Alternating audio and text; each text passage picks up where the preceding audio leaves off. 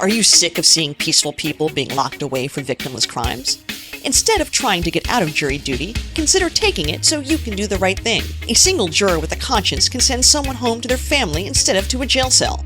If there's no victim, how can there be a crime? And if the judge or prosecutor are keeping you in the dark, what are they trying to hide? You can vote your conscience instead of being a pawn of the state. For more information, Google jury nullification or check out the Fully Informed Jury Association at fija.org. But obviously, on the larger level. You know what's funny? And I this is just a side note, and I guess we could discuss this for a second. But it's really interesting. It just hit me while you were talking. Okay, there's translation. Dave wasn't actually listening. No, I was listening. It is slavery. It's just a different name. A lot of people don't realize what it is, and when we bring these ideas to light and make people realize, that this government force is the problem. And to me, it's like I say, imagine you're an abolitionist in the 19th century, and these slave masters are giving you the same exact argument. Who's going to pick the cotton? Hey, Seeds of Liberty. Read the show's description, please. Fervently complete the course, report him to the infantry. Finish him, deconstruct the fallacy. Seasonal production means it seems to spawn a tragedy.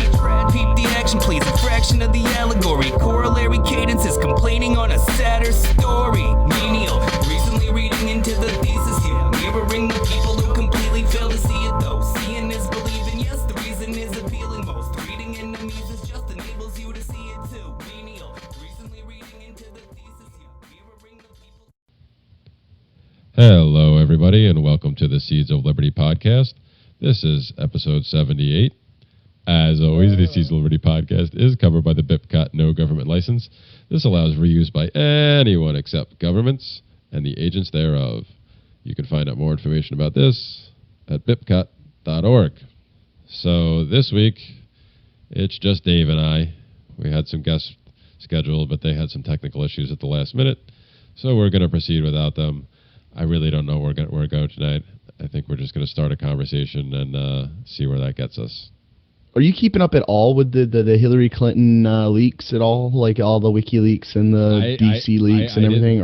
I didn't think anything else had... I thought that nothing had come out, except I thought I saw that Guccifer decided to come out with something again. Okay, did you read what happened through the Guccifer leaks? There's 800-something megabyte, or not megabytes, but gigabytes of this data just from his, so it's going to take months to dig through this. But the biggest thing they found so far, and this is gonna knowing the old school conservative that you are, deep down in your heart, this is gonna fire you up.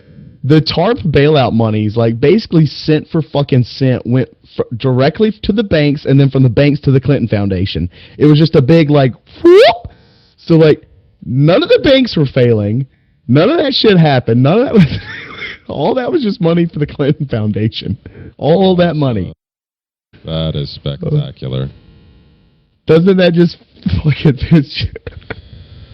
Well, it just, it makes sense, but... doesn't the conservative in you just die, though? Just I knew it wasn't. I knew it was some bullshit. Well, not really, because, I can't even say what I have in my heart, because I started out a Democrat, man. I took the long, circuitous fucking route to get here. I took a pit stop in every fucking camp. So... Well, I guess we all still have our prejudices or so. So I still, gun to my head, I still lean, I still agree more with the Republicans on their things. Yeah, nowadays I do, sure. But I don't even view that as a Republican. And I think I've hated Hillary Clinton since, when you play video games your whole life, you tend to hate people that want to stifle or stop them. And Hillary Clinton was on the warpath for a while.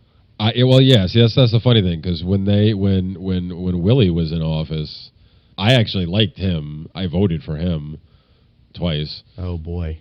But I couldn't stand her from day one, and I still was a hardcore. I just get a bad feeling looking at her, dude. Yeah, I never liked her. Like I said, even back then when I considered myself a very progressive liberal and was very. Jeremy, I can't even imagine you being someone who would say that they were progressive and a liberal. But but that's what I'm saying. I was the useful idiot for them because I didn't really know what those terms meant. Yeah. I just voted You just thought you were Democrat. in the right. Well, I just voted Democrat because I only barely paid attention, and it was the things like, even back then, gay marriage and, legalize marijuana, even if it's just for medical, like all the social issues that the liberals actually get right. I was for all these things, so I was like, well, this has to be where I belong. So that's where I just went with that. I didn't pay attention to policy. I didn't pay attention to because economics and all that foreign isn't. affairs. I knew jack shit about economics back then. I knew absolutely nothing.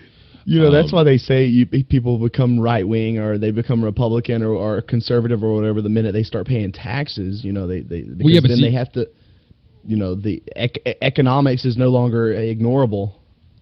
Well, it wasn't paying taxes though, because I started paying taxes before that. Mine aligned more closely to the whole, if you're a conservative and under 30, you're an idiot. If you're a liberal, if you're a conservative and under 30, you have no heart. If you're a liberal and over 30, you have no brain. I was closer to that because it was right when I bought my house and started my business. What happens if you become an anarchist under 30? I don't know. That doesn't play into that equation. That whole dichotomy is not necessarily true anyway. But like I said, my trajectory just aligned closer to that because I was a very liberal Democrat, progressive-ish, I guess. I never used the word progressive, but that's pretty much where I was headed with the stuff that I was agreeing with, just because I just, that sounds good. But that was, that was around 27, 28 when I started my business and then got the house a year later. That's when I started shifting hard to the right, when I was like, whoa, this shit sucks. What is this crap? I'm paying for this? And the sad thing was, it was even the stuff with my business. I just didn't make the connections because it was the regulations and the stuff I had to worry about and the laws I had to follow and all that. Like that started to bug me, but I didn't make the connection to, well, that's government and that's why government sucks. I found ways to blame that on the Democrats. So I was just like, this sucks and I don't want to have to deal with this. And government is just so inefficient as a part of human society, just as a whole. I mean, it's just so painful and painfully obvious that it can't keep up with the market and technology and the human will for and desire of information and all this other stuff. Just the flow of technology and information. Like people, they don't like this stuff being stifled by the state and everything being slowed down by the state. And that's all people are seeing from the state these days. They're like, why is this thing even here anymore? Eventually, the useful idiot's going to start asking that question, I think. Well, yeah, it happens all the time. Like I said, I was a useful idiot. I was a useful idiot for both sides. Oh, yeah, me too. Well, I was hardcore conservative my whole life until I was 24, 23. And then I gave up. As soon as they went McCain, I died inside. And then after that, and they went Romney for the first time, I double died inside. There was a re-death, and then I was done. I was just done with it. So I was a conservative my whole life. So I understand the playing the both sides, but I was die hard, like, give me the flag, give me a gun, I'll fight for this bad boy. Like, and you never stop and ask why, You're like, why am I like that? Well, of course not. I mean, that was the one thing. Despite everything I did, like all the paths I took and the different camps I sat in for a while, I was never really a flag waver. And I still considered myself a liberal the first time it happened because that was 9/11, and I was only 24 at the time, I guess. Yeah, 24. Like I said, I still consider myself that way, but I became like a warhol. I became a what do they call them? The blue neocon. No, because I was still a liberal. What is it? The blue dog Democrats? Is that what they call them? Yeah. The ones that are more warhawkish. Blue hawk. I thought it was the blue dogs. Blue dog. Yeah, blue dog. Well, because the Reagan Democrats are the opposite. So I think whatever it is, but yeah, that's how I kind of became the pro-war Democrats. Yeah, because I became a neocon in that capacity to like the umpteenth degree. I was horrible. Like I've said it before. The actual phrase, "turn that whole fucking place to glass," turn it into a parking lot came out of my mouth so often, and like dude, with such like passion as I was saying it, like I wanted to kill these people. Yeah. So I was like, but I still stuck to my very liberal views on everything else. So it was very weird time in my life for the 7 years after that, between then and Obama, when everything finally started to change, and I started although, you know, like Danilo, I mean I have said it, even though he used to be very self-deprecating about it with himself. I voted for him too the first time. But that was only because I was actually, like I said, even though I started to change with my business, I still voted. Like, even after I started my business. What was attractive to Obama, though? Well, okay, all right. With that particular situation? No. He wasn't Romney, or he wasn't McCain. No. He didn't have Palin. I was all set because, like I said, around 2006. I think McCain fucked himself there too. I started my company in 2006, so that's when with the house and the company and everything. That's when I started shifting towards more and more conservative, and I was but even then in 2008, I still wasn't sure. But then I finally decided I was finally, for the first time in my life, going to vote for a Republican. The only other time I'd ever voted for a Republican in anything else was when my cousin was running for town clerk, because he ran on the Republican ticket. And I voted for him the first time he ran, and then after he won every re-election, I would vote for him again. He was the only Republican I had ever voted for. I was all set. You got to vote Fan-Man, right? To finally vote for McCain and finally vote for a Republican.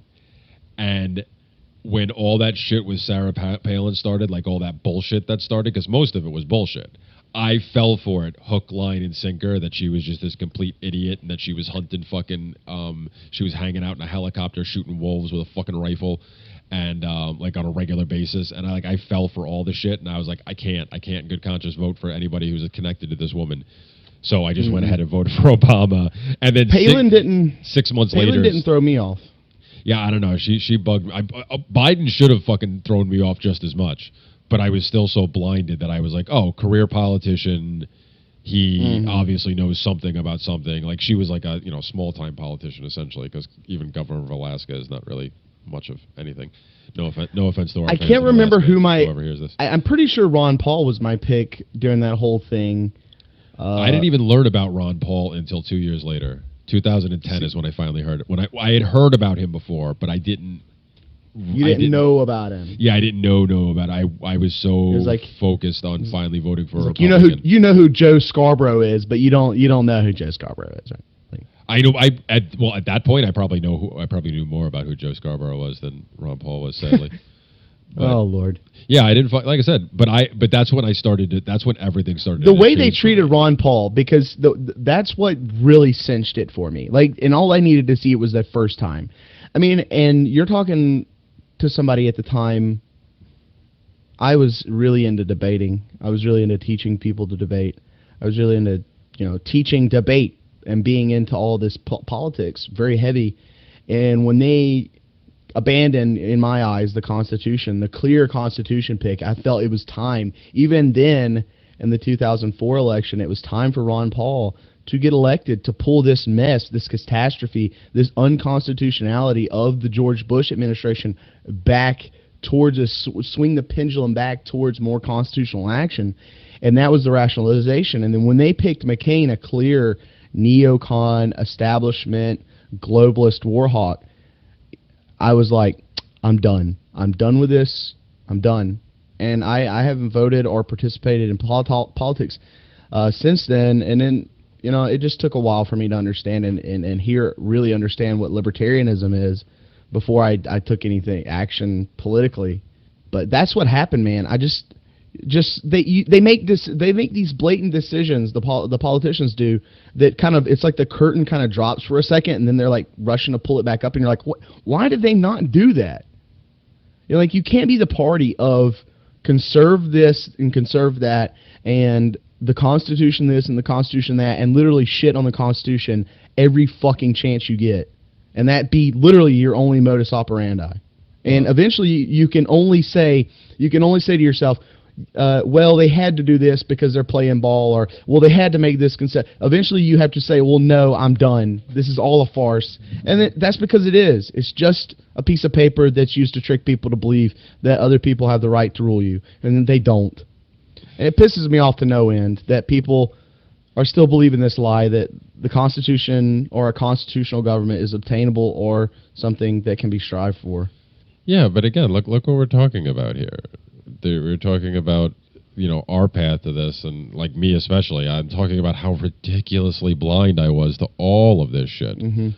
Oh, yeah. So it's for most people, it takes a direct assault on them in some way or for and unfortunately, just the tax thing is not enough, because even when you get mad at taxes, like, for me, when I bought my house and started my business, it was kind of like, oh, now things are starting to sink in. This isn't cool. I don't like this shit. But you look around and you see, okay, everybody else is dealing with the same thing. So if you're not ready to jump to, well, why is everybody dealing with the same thing? What is this authority thing? Why do we have to listen to them at all? Like, if you're not ready to take that leap yet, you get stopped at, oh, well, this sucks, and I really hate this, but everybody else around me has to deal with this too, so this is just kind of the way it is, and you get very comfortable. You become complacent. Go along to get along. Yeah. So, like I said, for me, I went through that, and then I went through the thing. I went through the trying to make a transition and then falling back on voting for Obama anyway, because I still got fooled by the media and stuff like that. But it didn't take very long. It only took. So it wasn't McCain. It was Palin. You were like, I got to vote Obama because Palin. Yeah, I was really that blinded by the media that I thought I almost went and voted McCain Palin just because I hated Obama so much. Because at the time, I was watching Hannity and listening to a bunch of other guys like Levin and all that. I was listening to them 24/7. I didn't even watch TV or anything. I just listened to news radio. See, that's so funny. That didn't come for like years later for me. Oh man, that was while I was in high school even. I loved it. I have to feel like I need to know everything.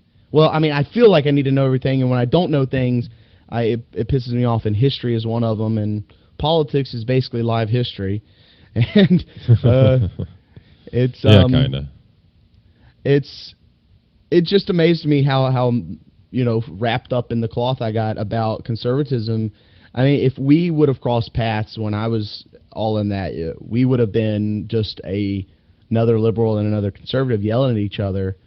And well, no, well, like I said, you're talking about the same. We hit, like, at that point, that you're talking about now. That's when I was making the change. So we may have actually.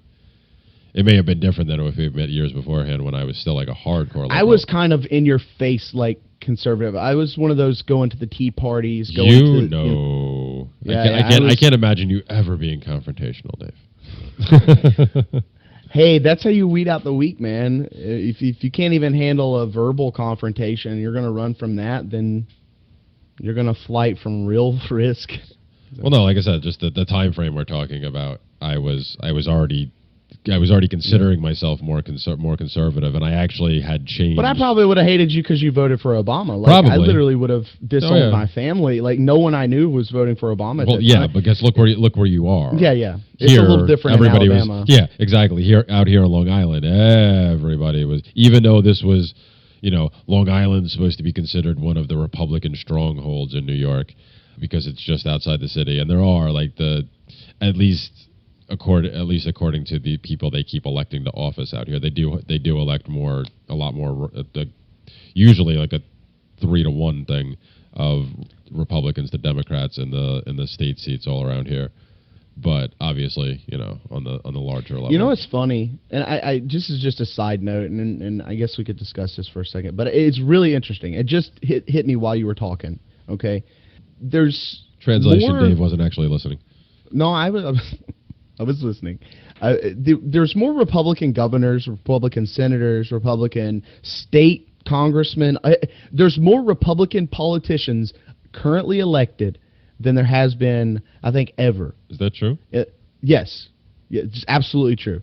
Out of the 50 states, I think 32 are Republican with Well, I knew the governor. majorities. Yeah, I knew the governor thing was kind of high at the moment. And there's super majorities in 28 or 27 of Republicans, and they're working. Really? So yeah. So if that's the case, this is just a question I kind of want to lend out to all the Republicans that might be listening. If that's the case, why aren't taxes going down?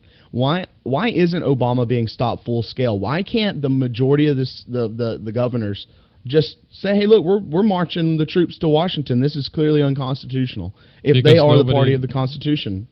Well, because regardless of whether they claim to be the party of the Constitution, overwhelmingly the establishment on both sides, and again, this is just stepping into their world and playing the status game here. The establishment on both sides views the Constitution in the post Madison versus Marbury, post Reconstruction, post 16th and 17th the Amendment view. It does not. The establishment on both sides does not take what is called the original intent view or whatever that is, whatever, like the people like Scalia supposedly was one of them, like it's not about, not interpreting it, taking it at its what, So, it's not a living document. Yeah, exactly. But the establishment on both sides views it very much so. If you're going to living document, of course. Yeah, if you believe that they all actually. Well, they moved from constitutional law to case law essentially. Yeah, and the Supreme Court did that, and then basically the politicians followed suit. As long as there's been a state. There's the majority. Something to establish that's the state's has okayed it before, then the politicians aren't going to say, is this constitutional? They're going to say, oh, we can do this now. Well, yeah, because they have long since given up the whole idea of any kind of turn backwards, because the whole thing with the case law, like you're talking about, it's not about what the actual opinions of these people are. They're just going on precedent. They're not going on that's how the overwhelming majority of cases go. It comes down to precedent. It doesn't come down to what's right and wrong. Exactly. I mean, constitutional or not. Yeah, and the overwhelming majority of judges, not even just in the Supreme Court, but in any of the federal courts, heck, even in the lower courts, the overwhelming majority of them are never going to buck the system. They don't want, there's a few that come along that want to make names for themselves that are that try to set precedent. But on the whole, most of them don't want it. Their cars blow up. Yeah, they want to keep their nice they want to keep their nice cozy jobs with their nice cozy pensions, and they don't want to get suicided in the middle of the night. I don't even know if it goes that far. I mean, it could. You never know what actually happens. Well, you got to pull yourself out of the American view. You always have to pull yourself and look at just government as an institution as a whole. And across the governments across the globe, that shady shit goes down constantly all day. Oh, sure. There's corruption on every level everywhere. Everywhere. But I can only go on what I've as far as observational stuff. I've seen what goes on in the different court, because I've been in criminal court, I've been in civil court, I've been in family court, I've been in pretty much every type of court. I think except tax court so far, but I've throughout my life I've been through a bunch of them, and you could just see the judges just they all have this air of superiority. Oh yeah, and that goes as far down till you have to wait till the judge is ready to come in, and then you got to stand for them, and then you have to wait. And then you can't speak until they want you to speak. Everything about it is just people talk about the more blind people were talking about, oh, it's it's a position of basically reverence and they deserve respect. No, fuck that. They don't deserve any respect. And especially when you're gonna tell I gotta stand up when you enter the room. Fuck that noise, man. Why the hell? I'll stand up if I'm sitting on a train and a pregnant woman or an elderly woman or a disabled person gets on and needs the seat. I'll stand up in that situation. Otherwise, I ain't standing up for your fucking ass. I stand up when I feel when I want to give respect, and if I don't respect you, why would I stand up? You know what I'm saying? Yeah, but I can't even think of like anybody in my life other like unless stand up to give applause if like I'm at a show or like somebody's doing something and like you stand up and do that. Like other than that, I don't unless I'm actually greeting the person with like a handshake or a hug or like whatever it is. There's absolutely no need in my life. I can't think of any other one other than being forced to through government. That's the only I'm really tired church, of I guess, government. too. But I wouldn't I'm just really tired of it.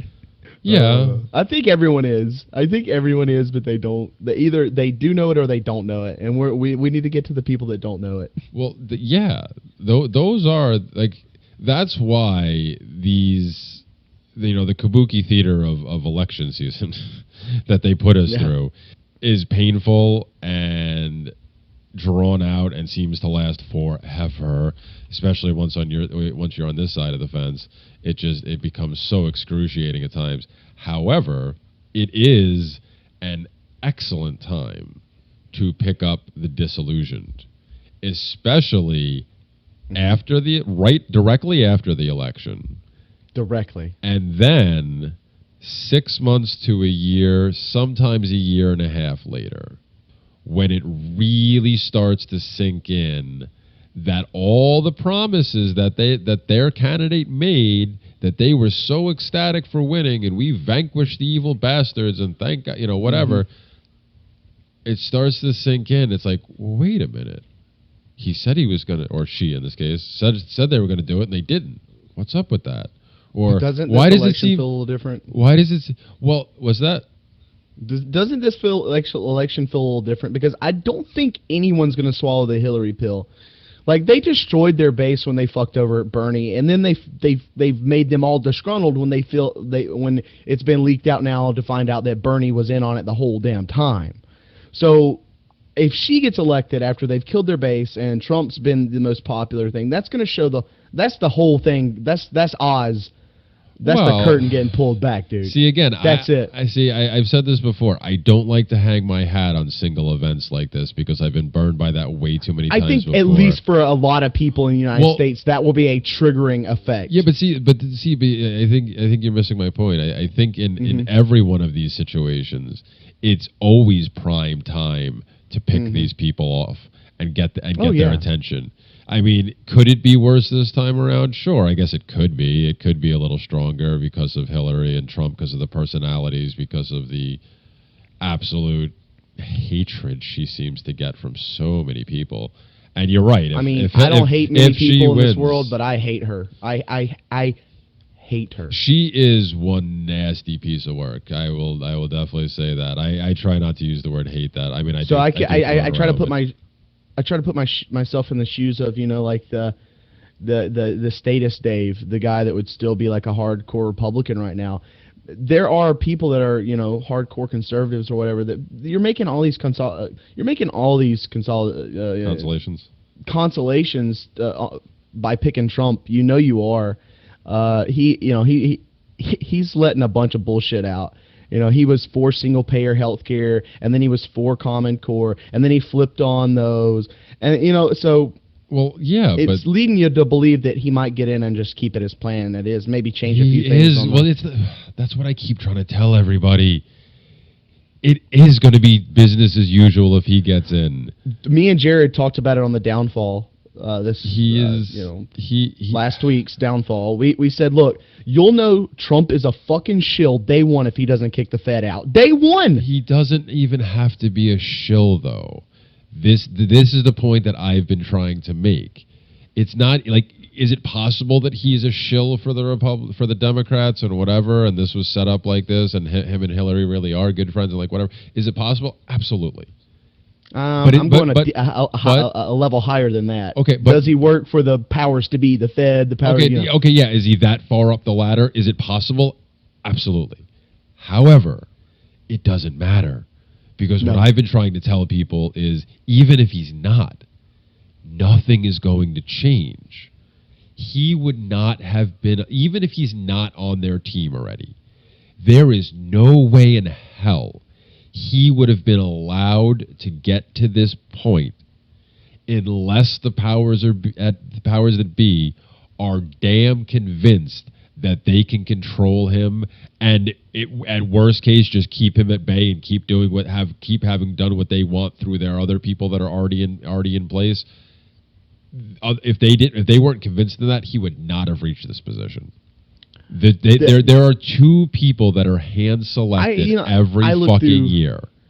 Oh, I'm not disagreeing with you. When people but say, I like to play the scenarios out. I know, but when people talk about the establishment, and I even said it before, I fell into the trap. They talk about the Republican establishment, the Democrat establishment. No, there's one establishment, and they have people on both fucking quote unquote sides, and that's what runs. I don't know how hard this pill right here is for people to swallow. The Federal Reserve can print any amount of money they want. Give a senator or someone else a bank account card or whatnot. They can give anyone that. They can give them a bank account in Switzerland with $1 billion on it and say, vote this way on this, and boom, it's done. People don't understand that, and I don't understand why that can even be allowed. Like, that's the farce of the whole system. The Fed can just pay off anybody because they can just print out the money and go, here you go. Well, yeah, but that would require a basic understanding of economics, which, as we know, most people don't really have. I think it goes a little something like this. If you get into a position of power and you're not controlled opposition, a position of power that you could really screw up the plans of the powers to be, you are given so much money and you are dirtied up so bad that if you ever broke that line, you would take down yourself so bad that it would, like, that's the fear. You essentially put yourself into a thing where you're so easily blackmailed that you have to comply with everything. That's why you see this blatant evil shit going on. Well, yeah, but again, it takes certain understandings for people to recognize these things. And most people... I know we talk a lot about the Fed on the Seeds of Liberty Network, and I know that's majority driven by me, but it bothers the fuck out of me that this just sits around like, oh, this is no big deal. Let's just go get our lattes and yeah, because again, people just, you grow up with this. You get taught in school that this is why the Fed is here for a reason. It was put in place. It helps in all these ways. Yada yada yada, and that's what you're told. That's what you think. Most people, and again, I include myself in this before I started figuring everything else out. I was just as blind to all this stuff, and most people are because. I forget who actually coined the phrase, but there's the Rothbard quote where he refers to the dismal science of economics, because that's what there's another economist who actually, I think it was the economist who coined. I forget who it was. Hazlitt, I believe. No, I thought it was somebody else. I was reading a couple of weeks ago about something. Anyway, but there's a reason that it's considered that, because it's designed. People are taught to think that it's just boring. And only the really, like, nerdy people that autistic.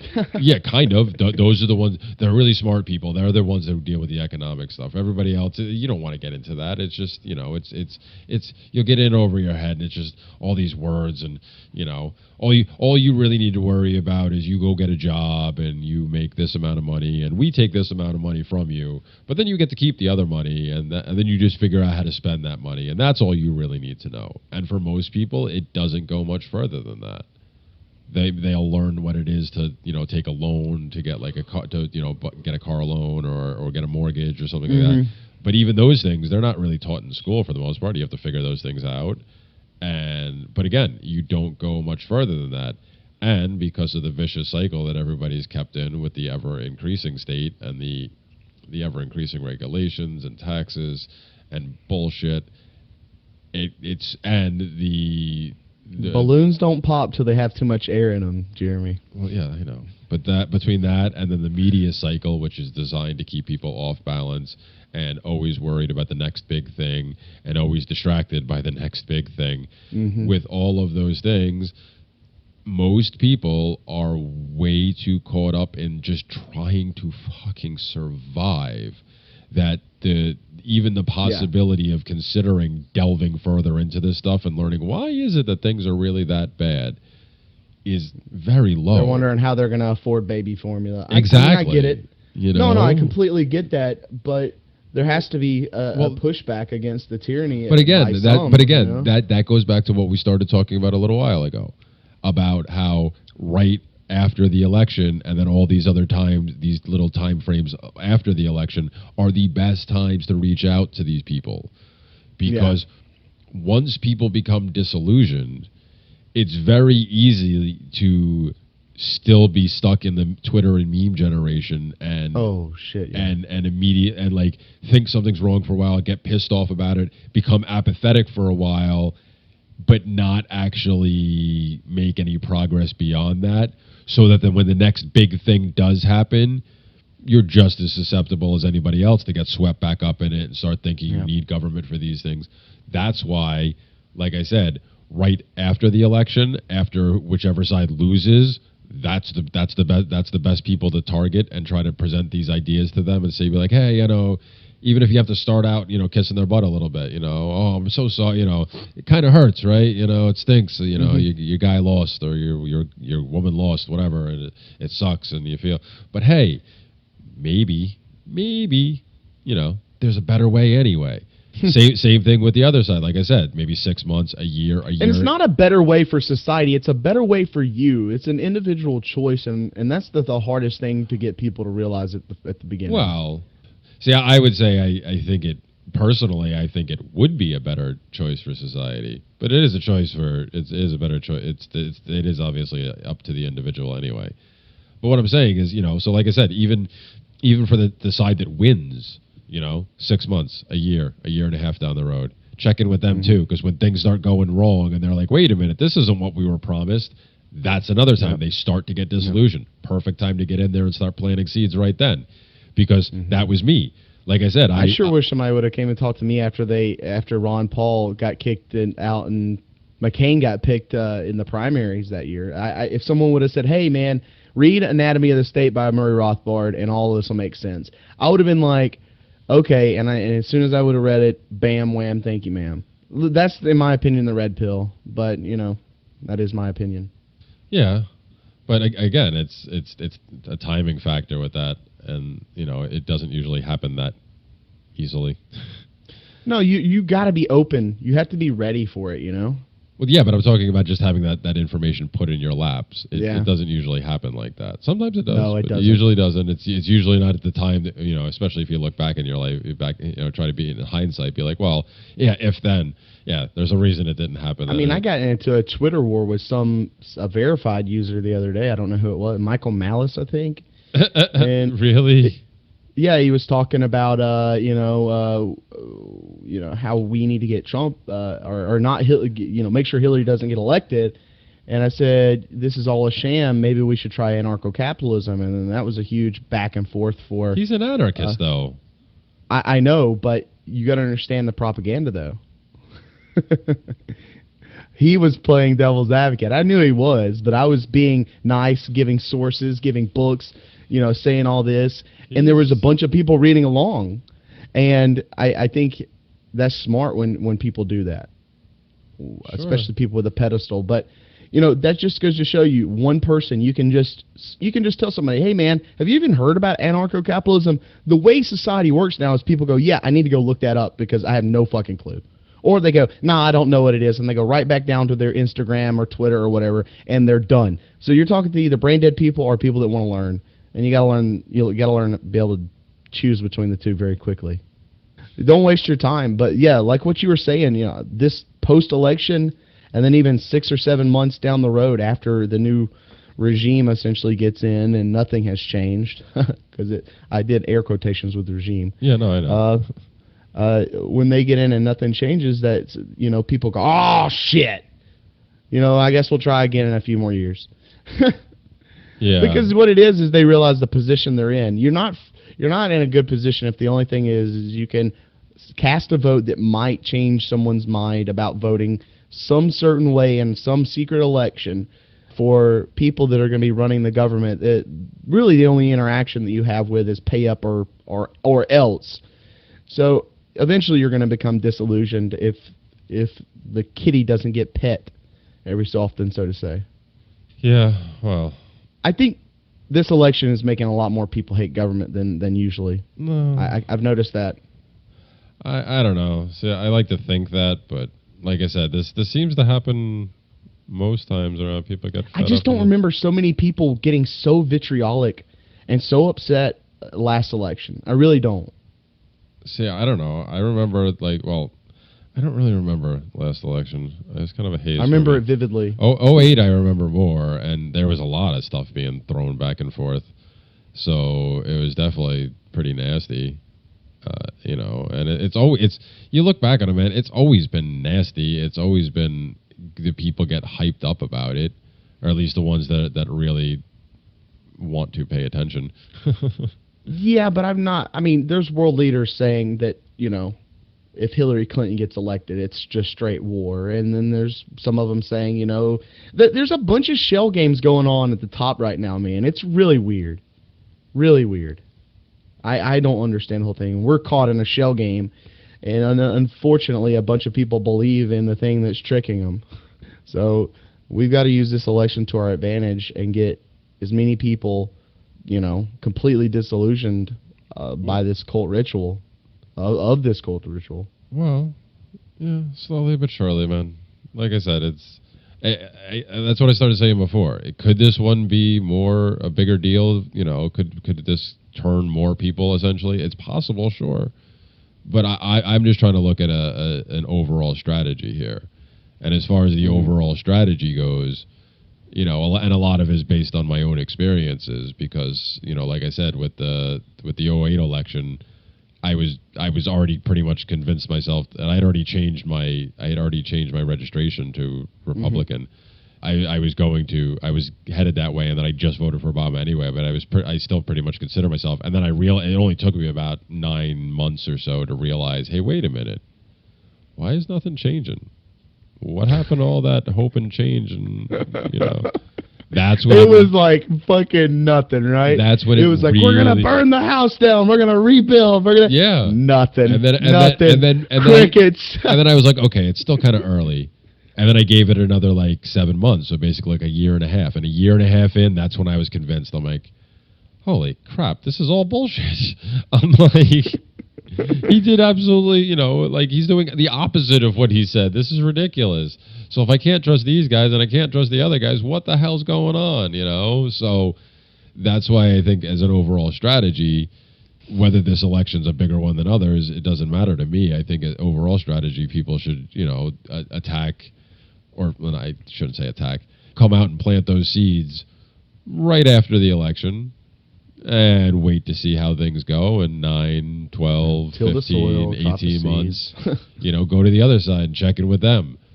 I said the same thing when the whole thing with Bernie happened, and now even with the DN with those more of those leaks, you would think that even more Bernie supporters would be more people are going to be more people, dude. But that's what I said. Even when they didn't know about that stuff and they were just convinced that Hillary stole it from him. Oh, they were getting Bernie tattoos. Well, no, we were watching it all. I mean, they were going crazy.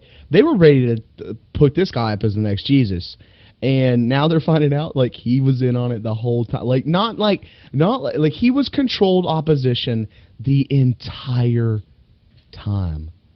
Not he got paid off to shut up and walk away. He was legit in on it the whole time. They used him to get money from the millennials that they knew were not going to donate to Hillary and get in and register and all that.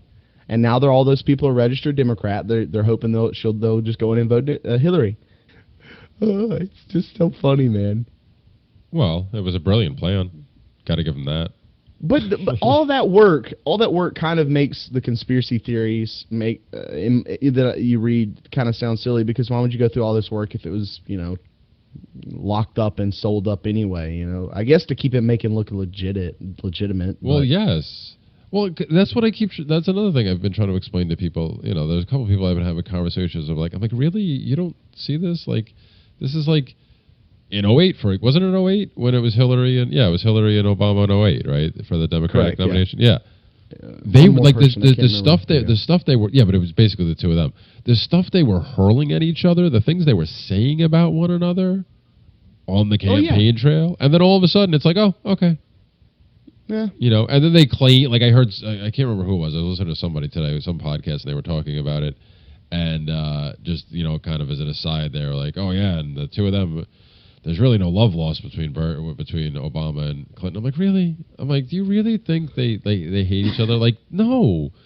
These people, like, once you're in that inner circle, like, they're all playing for the same team. Like, so it is. It's all an act. Yeah, exactly. When they go out and, like, when the Undertaker and John Cena walk behind the curtains, they're shaking hands and saying, where do you want to go get a drink at? Well, see, and I see, it's so funny you said that, because I was going to allude to that. Because, like, even back in, like, the 40s, 50s, 60s, I think, maybe even the 70s, or no, was it the early? Yeah, because Tip O'Neill, like, in the early 80s. Like, it was still very common for all the Republicans and Democrats, or not all of them, but, a good deal of them, to be seen out drinking with one another, having dinner with one another, like in the Washington scene. And it doesn't really happen as much anymore, at least not publicly. But have you seen the show on Amazon called Brain Dead? No. You have to watch it. I'll check it out. No.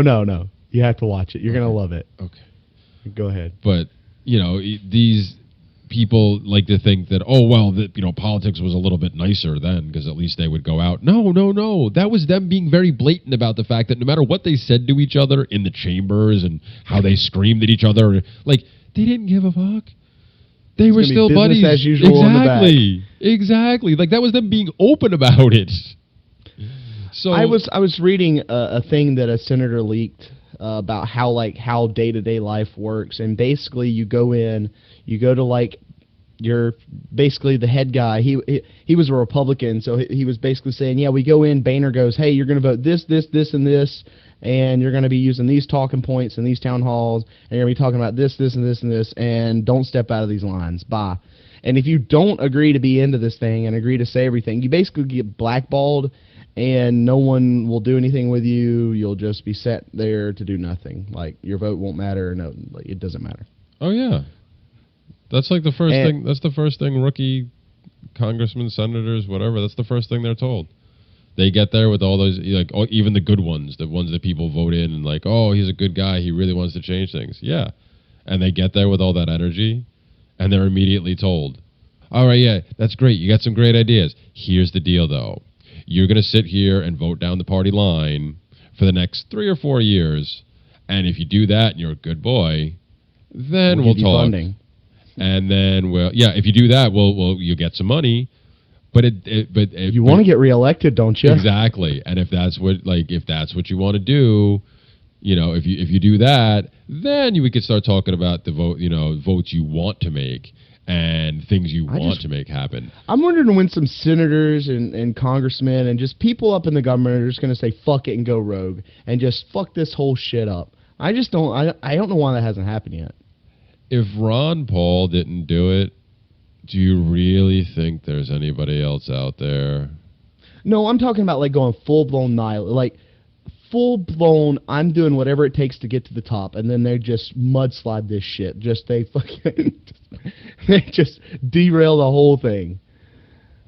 Well, you think there's people in the military and in the government and all that they're at the top that are just like waiting for their moment? No. No? You think they're all line towers? Not maybe at their core, sure, because they're still there. I guess it depends on how hard they're pushed, right? Individually, how hard they get fucked over. Yeah, because again, the compensation that they're receiving, especially the higher up the ladder you go. But I mean, there's Edward Snowden, which there's conspiracies around him, but he basically gave his life to share information. Yeah, and he was nowhere near the top of the power structure. Yeah, allegedly. And that's just one guy. Well, yeah. But this has been a fun two-man show. I've enjoyed our little back and forth here. Yeah, man. This was a little impromptu. We originally had some guests scheduled, but things did not work out. But I guess it's okay to rap with you every once in a while, Dave. We don't do it enough. We should. Yeah. We don't get too upset and yelling at each other about anything, so I don't know if that's not anymore. No, I don't. I'm not very I don't yell a lot anymore about anything. I'm just like, do you got the facts, evidence? If not, I'm gonna be over here doing this. So. I still yell, but my nickname's not bellicose for nothing, man. I like to argue and do it loudly. You're Italian, man. You get that fire in you. I'm You gotta Italian. let it out or it'll burn you up. I'm Italian and Irish. I got a nasty mix of attitude. If you don't let it out, it'll burn you up. It'll eat you up inside. I got a friend who's Italian. He's just a big ball of emotion. I'm like, dude, you gotta let it out. He's like, I don't know why I'm so emotional. I'm like, you gotta let it out, man. You're Italian. I let it out all the time. I'm still angry. That's why I smoke cannabis. I'm much better that I've been self-medicating with this for 17 years than I was prior. So, and just imagine, and when people say to me, "Oh, that can't be true," I'm like, "Yeah, just take me how I am now and imagine me without it." And then they usually stop bugging me about my cannabis smoking. So, exactly. Yeah. But all right. Well, I've had fun, Jeremy. Thank you guys for listening. Yeah. And taxation is in fact death. I was thinking about a 5 billion man march on all the capitals of the world, and the only thing they're saying is taxation is theft in their cultural language. That's it. It's worldwide. That's a long worldwide, Dave. So we'll see. All right. Well, it was a dream. So, this has been the Seeds of Liberty podcast. All our information can be found at theseedsofliberty.com. And we'll catch you next time. Peace. Peace. Recently reading into the thesis here, mirroring the people who completely fail to see it though. Seeing is believing, yes, the reason is appealing most. Reading enemies is just enables you to see it too. Menial. Recently reading into the thesis here, mirroring the people who completely fail to see it though. Seeing is believing, yes, the reason is appealing most. Reading enemies is just enables you to see it too. Now that you put it that way, I have the answer to that question. It's projection. That's what it is. It's not a cop-out to call us utopians. They're actually projecting their own self-hatred onto us.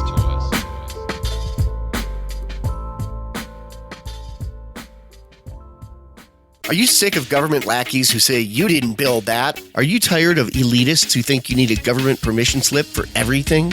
Everything you do is an A to B conversation, and the government should see their way out of it. Create true free markets by adopting the BIPCOT No Government License.